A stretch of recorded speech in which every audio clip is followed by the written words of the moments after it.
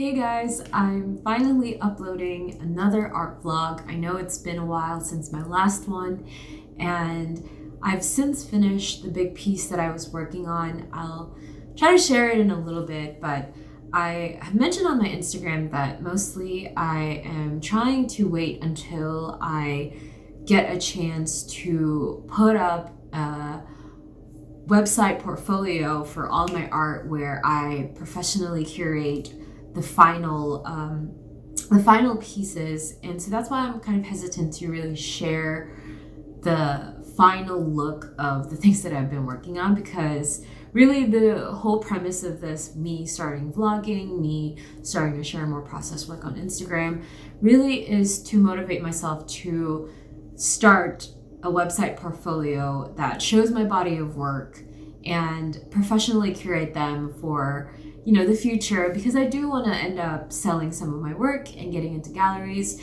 So really that is the ultimate goal for all of this. And so I'm hoping that one day I will be able to get that, or sooner or later, not one day, sometime this year, hopefully by the end of the year, I'll be able to get all of my pieces professionally framed and professionally photographed and curated and uploaded and edited and all that good stuff, with a working website portfolio where everybody can see all the things that I've been working on in a more exhibited, curated fashion. And so I think for this vlog, for this episode, I am actually going to be starting on my next piece for my Meadows and Wildflower series.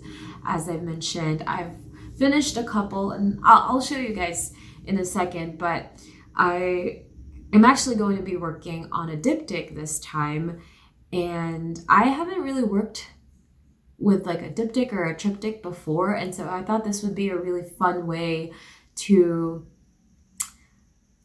explore different types of drawings, different types of techniques. So I'm excited to start that. And I actually had already started on a draft of my next piece that I didn't really get to make a time lapse out of. I did post a quick little Instagram reel of it on my Instagram if you follow me, but at the time that I was working on that draft, I really just wanted to concentrate on the conception and on the technique, because I've never worked with a diptych before, and also I'm trying out this new technique with oil pastels for what I'm doing. And so I wanted to really just focus and not think too much about recording or sharing it. And I really like how it looks so far, and I'm excited to get started on my next piece. That's why I wanted to share this as a vlog, so that I can document it and study my process. I realized that was one thing that I really liked about rewatching some of my old art vlogs and looking at the process for those pieces, is it really helps me remember or study and analyze what I can do better next for another piece or another drawing. And so I'm going to show you guys what I've been working on really quickly. So this is the current state of my desk right now, and as I mentioned, I have this working draft for my next piece for my diptych.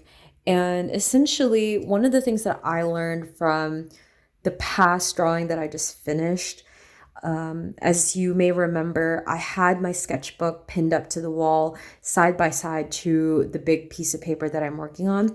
And when I rewatched that video, I realized that there were a lot of things about that drawing that I could have done better. And part of it was the translation from a smaller scale to the bigger scale. And I think there was a disconnect between the size of the draft that I worked on and the size of the actual piece that I'm working on. And so for this go round, I actually wanted to make sure that I get the scale correct. And so when I was cutting down the paper, or for this draft, I wanted to make sure that it would scale up to the paper that I would actually use. And I was very intentional about the size of the paper, the size of the borders, just because I feel like in my past drawing, I didn't have that complete translation of scale, which is part of the reason why I'm not as happy about that end piece, but hey, that's part of the learning process.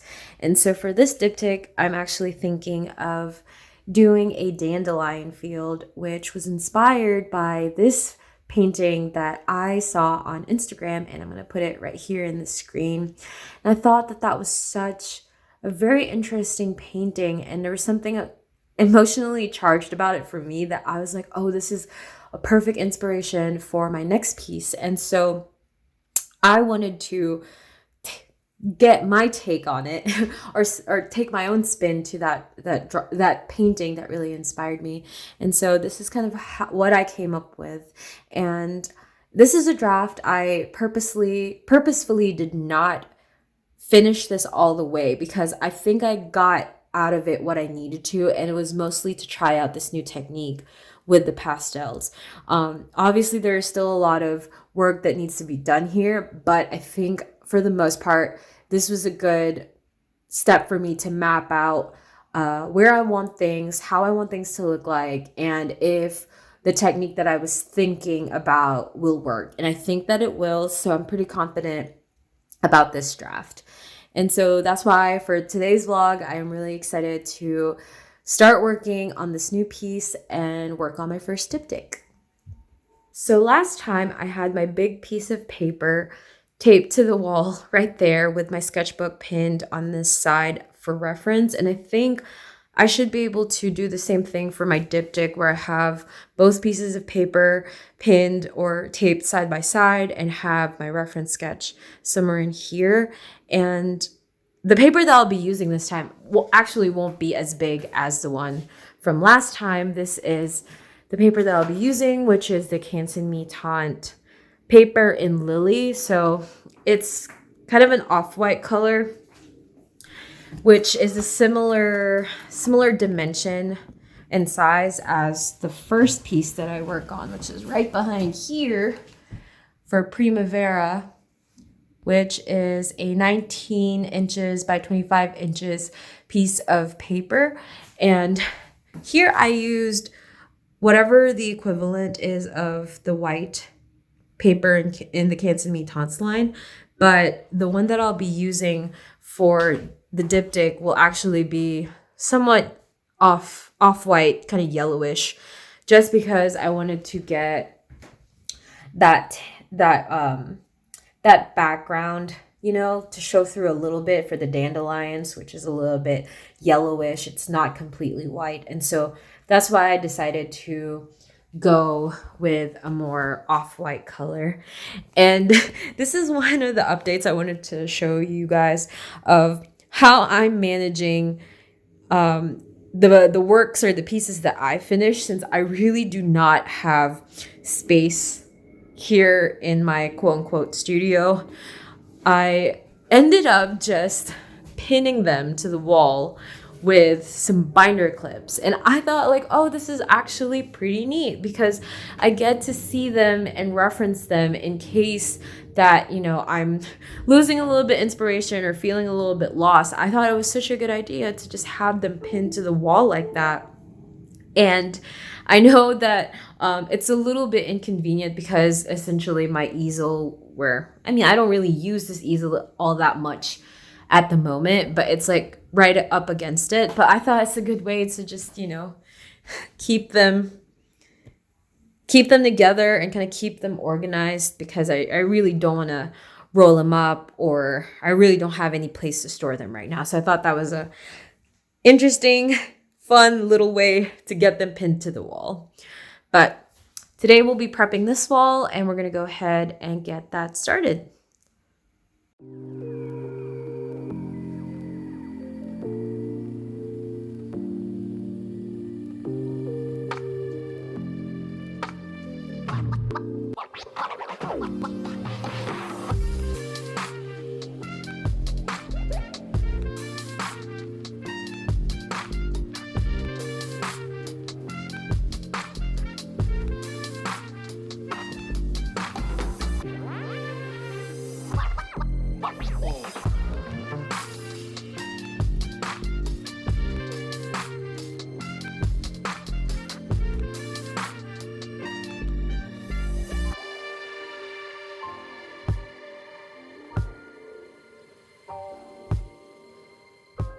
So I ran out of wall space to pin or tape my reference sketch to on the wall.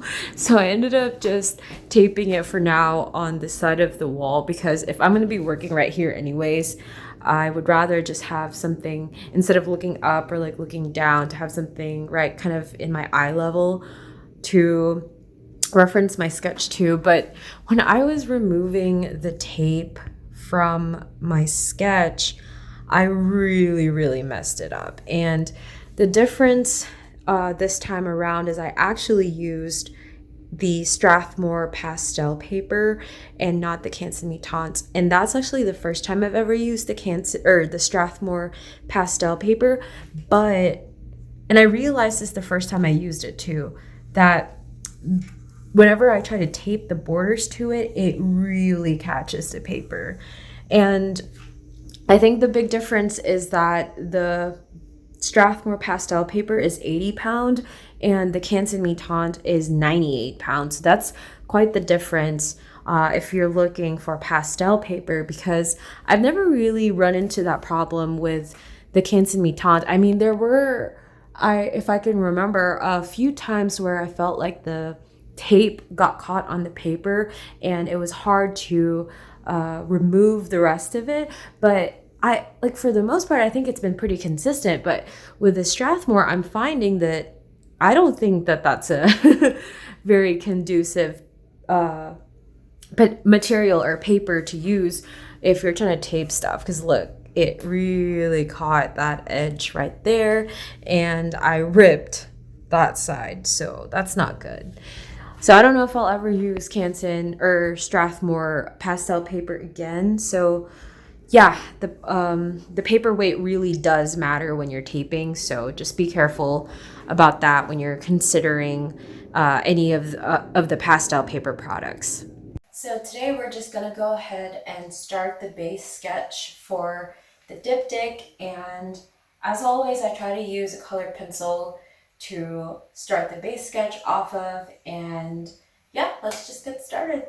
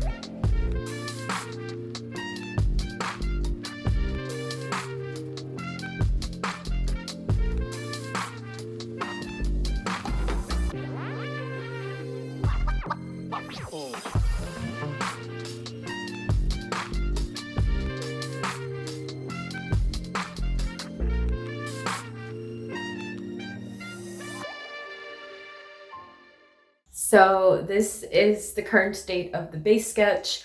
I know it looks kind of crazy right now, very different from how the draft looks like at the moment, but I promise you it makes sense. And this is the part that I love when I start new work. Is in the beginning it all kind of looks super crazy and super incomprehensible, but I think that's part of the fun in the process, and it's kind of cool to see how it goes from this to the final piece. So I hope you guys enjoyed today's video, and I'll see you in the next one. Bye!